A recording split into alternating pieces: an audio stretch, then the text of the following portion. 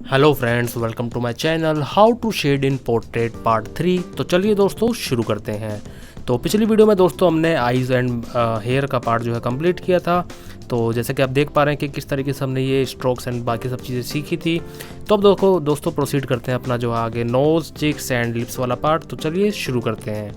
तो शुरू करने के लिए दोस्तों देखिए, जैसा कि हम यहाँ पर देख पा रहे हैं कि हमारे पास अब जो एरिया कंप्लीटेड है, तो उसके बाद जब आपको नीचे की तरफ आना है, तो जैसे नोज़ में हमें जब काम शुरू करना है तो नोस्ट्रिल्स से आप जो है दोस्तों स्टार्टिंग करिए। लाइक आप पहले डार्क शेड को अगर करना शुरू करते हैं, लाइक आपने दोस्तों सोचो कि आपने कुछ टाइम दे दिया अपने पोर्ट्रेट में, आप काम कर रहे थे, देन आप उठ के चले गए, फिर आप जब वापस आते हैं बैठते हैं काम पे, तो हमेशा जब भी दोस्तों आपको शुरुआत करनी है तो थोड़ा मीडियम या डार्क शेड से शुरू करनी है।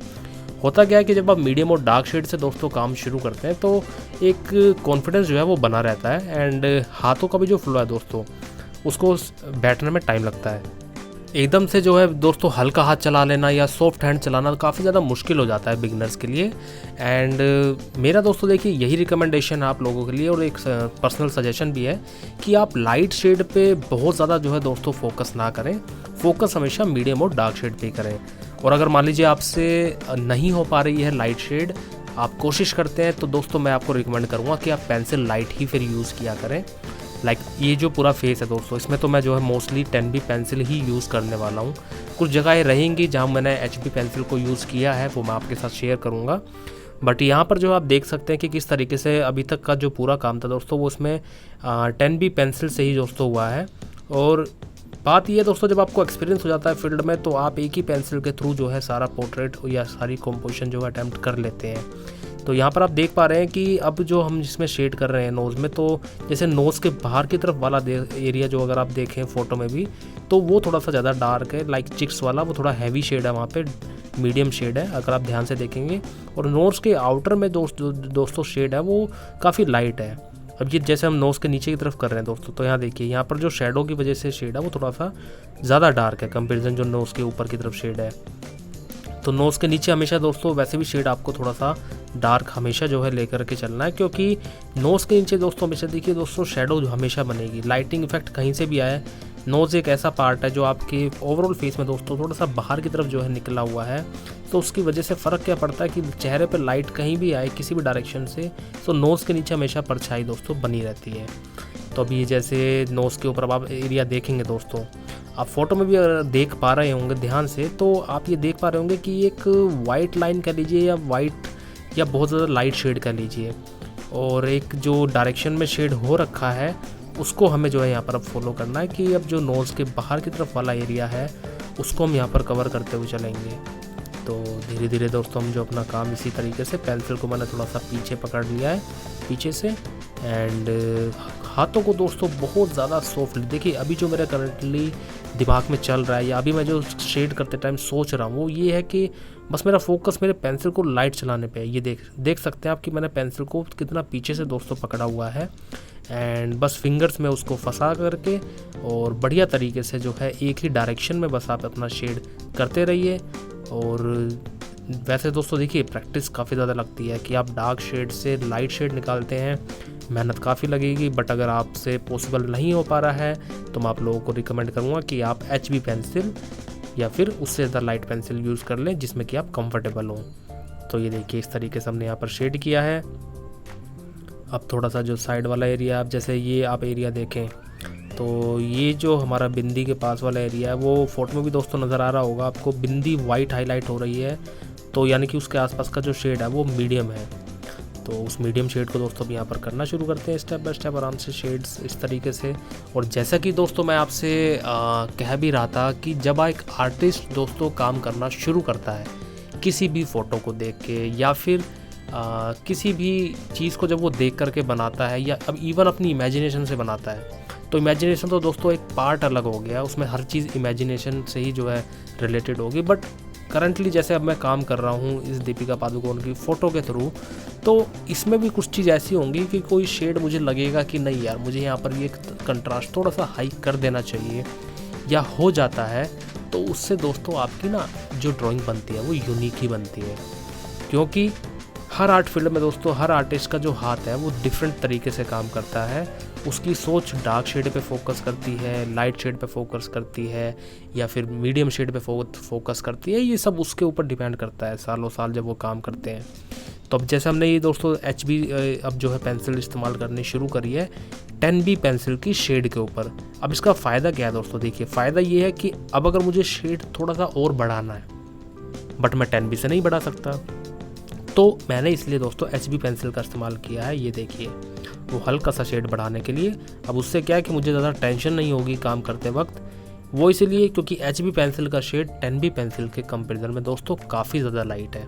वो आप देख भी पा रहे होंगे कि आपको जो शेड यहाँ पर जो होता हुआ नज़र आ रहा होगा वो कितना ज़्यादा जो है दोस्तों लाइट हो रहा है। और पेंसिल को मैंने थोड़ा सा आगे से ही पकड़ा हुआ है HB को, तब जाके जो है मुझे HB से ये शेड देखने को मिल रहा है। तो यानी कि यार यहाँ पर ना एक जो तालमेल है, जो रिलेशन है between light, medium and dark shades, वो आप थ्रू आउट द पेंसिल भी दोस्तों अच्छे तरीके से फॉलो कर सकते हैं।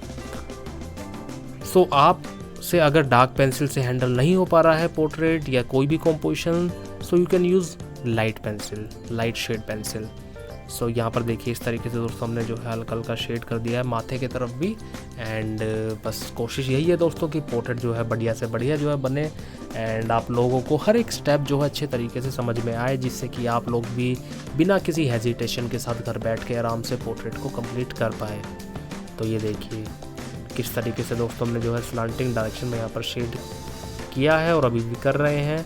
और शेड बहुत ज़्यादा बढ़ नहीं रहा है, ये भी आप दोस्तों बात देख पा रहे होंगे कि शेड बिल्कुल नहीं बढ़ पा रहा है और बढ़िया तरीके से शेड कंट्रोल में है।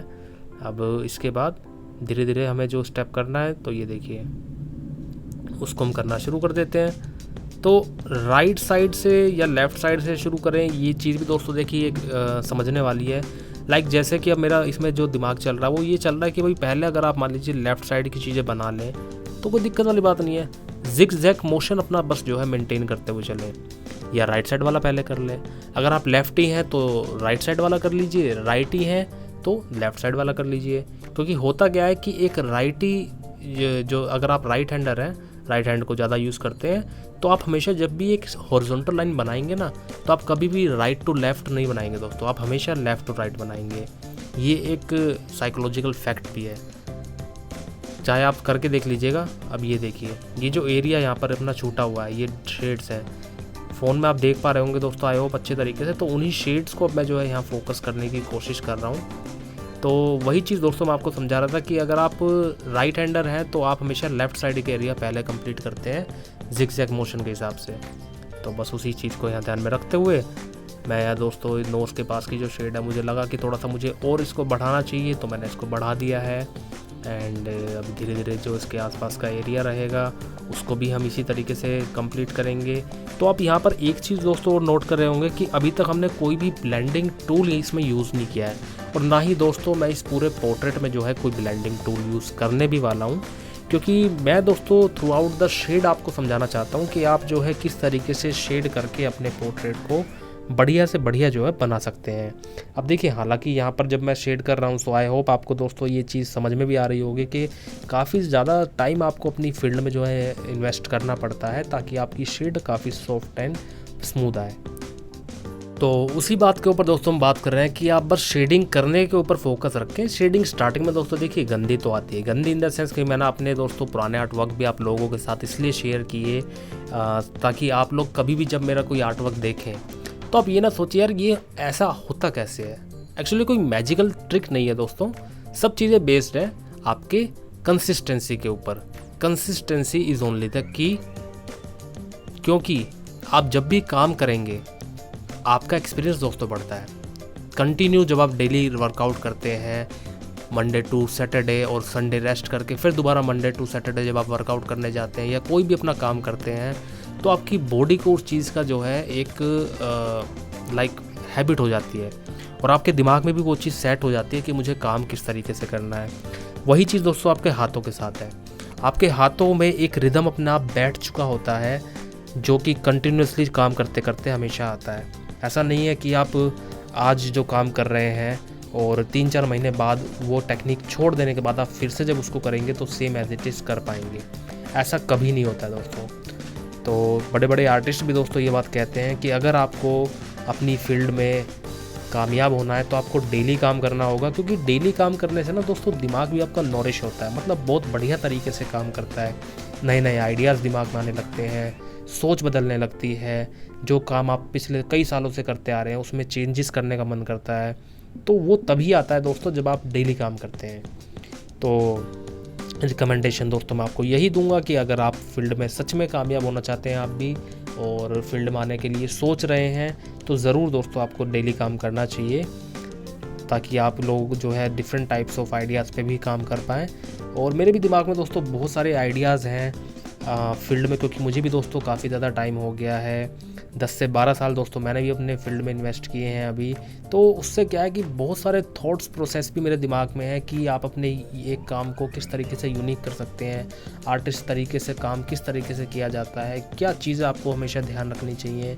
तो बहुत सारे आइडियाज़ हैं दोस्तों जो मुझे शेयर करने हैं आप लोगों के साथ। बस वही है दोस्तों, कहते हैं ना कि इतना ज़्यादा जो है ज्ञान का भंडार है दुनिया में, यानी कि पूरा समुद्र है नॉलेज आपकी, और धीरे धीरे जो है बांटने में दोस्तों सब में टाइम लगता है। यानी कि आपको नॉलेज अपनी जो है देनी है पूरे संसार में, पूरे वर्ल्ड में अपनी नॉलेज को बांटना है, तो स्टेप बाय स्टेप जो है धीरे धीरे आप बांटिए।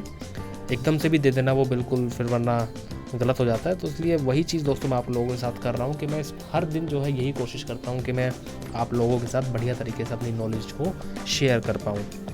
सो इस तरीके से अब आप देख पा रहे होंगे दोस्तों कि देखिए जो शेड है, अब काम करते वक्त होता क्या दोस्तों, देखिए कंटिन्यूसली हम काम तो कर रहे हैं, वहाँ मैं काम कर रहा हूँ, बट मेरा मन है कि भाई मैं काम करने के साथ साथ आप लोगों को टेक्निक्स और अपनी फील्ड की बातें भी जो है ज़रूर बताऊं, ताकि आप लोगों को उससे ज़रूर दोस्तों मोटिवेशन मिले।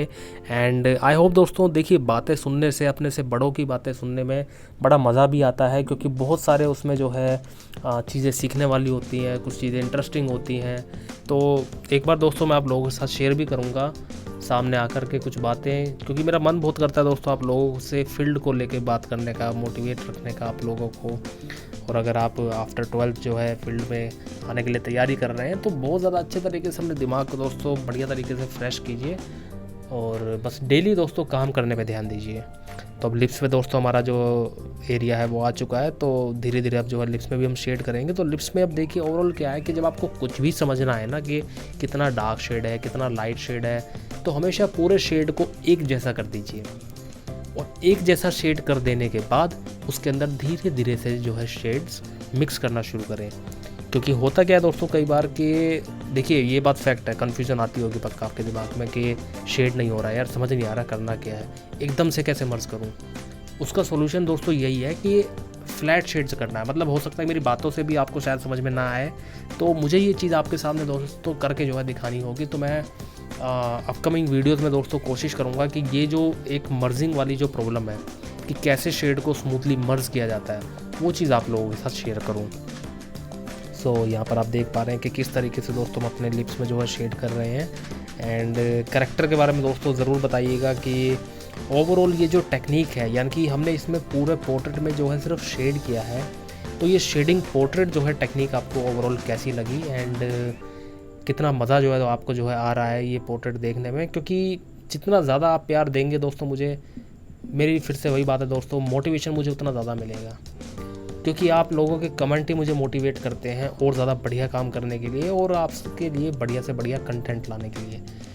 क्योंकि दोस्तों देखिए आर्ट फील्ड में हो या फिर आप साइंस फील्ड में हैं या कॉमर्स फील्ड में हैं, किसी भी फील्ड में आप अगर हैं, मैं इतना मानता हूँ कि अगर आप अपने सीनियर्स के साथ बैठ के जब काम करना शुरू करते हैं, तो उनकी बातें ही आपको जो है मोटिवेट करती हैं कि आपको आगे का स्टेप किस तरीके से लेना चाहिए। तो यहाँ पर भी दोस्तों मेरा बस यही मकसद है कि मैं आप लोगों को मोटिवेट कर सकूँ, आप लोगों के लिए ट्रिक्स इस तरीके की ला सकूँ जिससे कि आपको मदद मिले फील्ड में। एंड जो प्रॉब्लम्स मैंने अपनी लाइफ में फेस की हैं उनसे आप जो है पहले ही दोस्तों सीख जाएं और वो गलती ना करें। इसलिए दोस्तों अब सीनियर्स जो है गाइड करते रहते हैं अपने जूनियर्स को। और मेरा तो दोस्तों ये मानना है कि देखिए मैं अभी भी एक लर्नर अपने आप को कहता हूँ, क्योंकि मेरा फोकस सिर्फ लर्निंग पे रहता है। सीनियर जूनियर तो एक चीज़ जब आ जाती है कि जब आपको लाइफ में काफ़ी ज़्यादा टाइम हो जाता है एक फील्ड में स्पेंड किए हुए, तो आप आपके पास बहुत सारी ना बातें होती हैं शेयर करने के लिए। तो वही चीज़ें हैं दोस्तों जो मैं आपके सामने जो है करता हूँ कि जब भी आप लोग काम कर रहे हैं तो काम करते वक्त सिर्फ एक ही चीज़ पे जो है बस फोकस रखिए, लर्निंग के ऊपर। गलत भी हो रहा है तो एक्सपीरियंस बनता जा रहा है, सही हो रहा है तो धीरे धीरे सक्सेस की तरफ जा रहे हैं।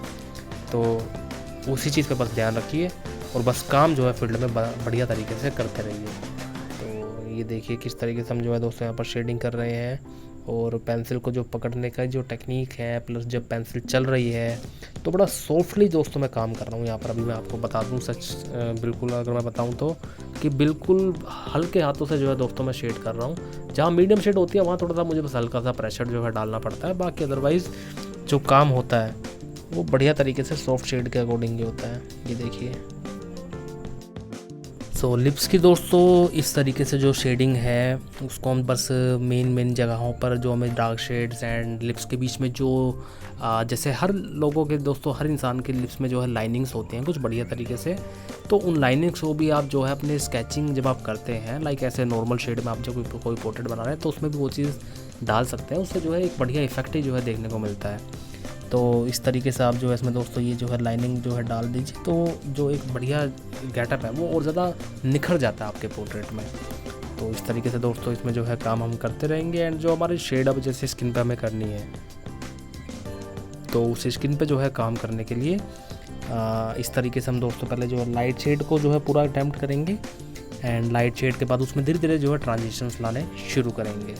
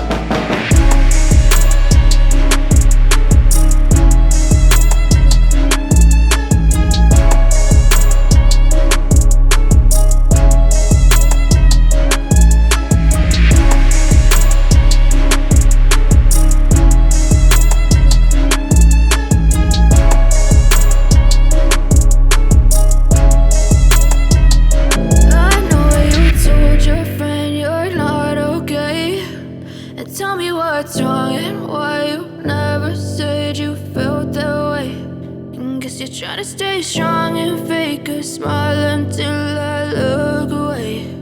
But I've known you too long, it hurts to watch your blue eyes fade to gray as you fade away. As you fade away. Yeah, I'm about to fade away, cause every time I wake up I feel like it's Monday. Something's going wrong with all the chemicals up in my brain. All of a sudden I don't look at anything the same way. Gotta build up of my thoughts sitting in an ashtray. I'm sorry that I'm so inconvenient, okay. Just let me be me and I'll stay out of your way. I can see the way you look at me, I'm such a disgrace. I never really asked to be brought into this place. You wanna love me? Well then baby, have a taste. All the highs and the lows, no, you'll never be the same. I don't really wanna hurt you, but I can't control the pain. If you're sticking by my side, maybe we could be okay. Okay, maybe you could be the change I need today. I promise that I've never felt this way. I really hope that you will choose to stay through all the pain. I know you told your friend you're not okay, and tell me what's wrong and why you never said you felt that way. Guess you're trying to stay strong and fake a smile until I look away. But I've known you too long, it hurts to watch your blue eyes fade to gray as you fade away. As you fade away. As you fade away.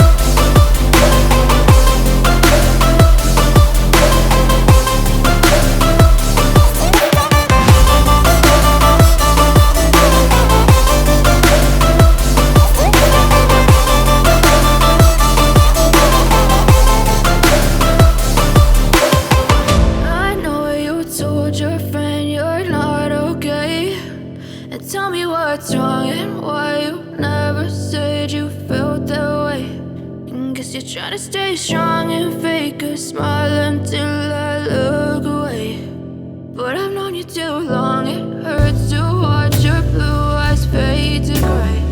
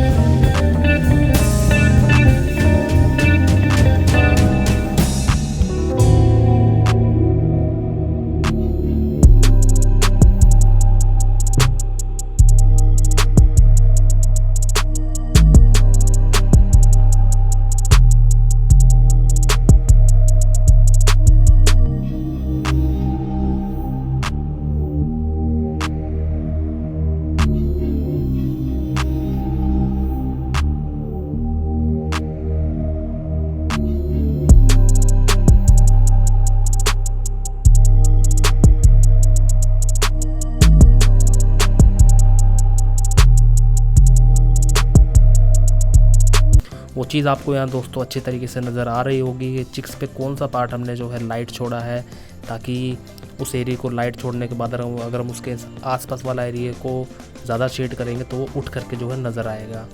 तो ये है दोस्तों चीज़ें जो मैं आपके साथ जो है शेयर करने वाला हूँ। और अभी तो इसमें जैसे अभी दोस्तों नेक भी जो है बची हुई है, तो मेरे ख्याल से दोस्तों अगली वीडियो अगले पार्ट में ये पूरा फेस दोस्तों जो है हम कंप्लीट करने की पूरी कोशिश करेंगे। एंड इतना दोस्तों ये कंप्लीट हो चुका है, तो इतने में भी दोस्तों आप मुझे बताइएगा कि ये पार्ट जो है आपको कैसा लगा और किस तरीके से आपको जो है चीज़ें इसमें सीखने को मिली। एंड शेड करने के बारे में दोस्तों मेरा आपसे लिए यही रिकमेंडेशन है कि अगर आप एक ही पेंसिल से शेड कर पा रहे हैं तो वो भी आपके लिए बिल्कुल ठीक है। डार्क मीडियम लाइट शेड एक ही पेंसिल से जो है निकालने शुरू करें, उससे जो है आपका फोकस लेवल दोस्तों बढ़ता है। लाइक आप एक ही शेड पे की पेंसिल ले लीजिए, 10 भी ले लीजिए, 6 भी ले लीजिए या 8 भी ले लीजिए और उसी से डार्क मीडियम लाइट शेड निकाल करके देखिए, काफ़ी ज़्यादा फ़र्क पड़ेगा आपके पेंसिल के पकड़ने के टेक्निक में। बाकी अगर आप लाइट पेंसिल यूज़ करना चाहते हैं तो कोई दिक्कत वाली बात नहीं है। तो ये देखिए दोस्तों इतना हमारा जो है इसमें काम हो चुका है। सो आई होप दोस्तों वीडियो आपको अच्छी लगी होगी। वीडियो को लाइक, शेयर और सब्सक्राइब करना बिल्कुल ना भूलें। Thank you so much.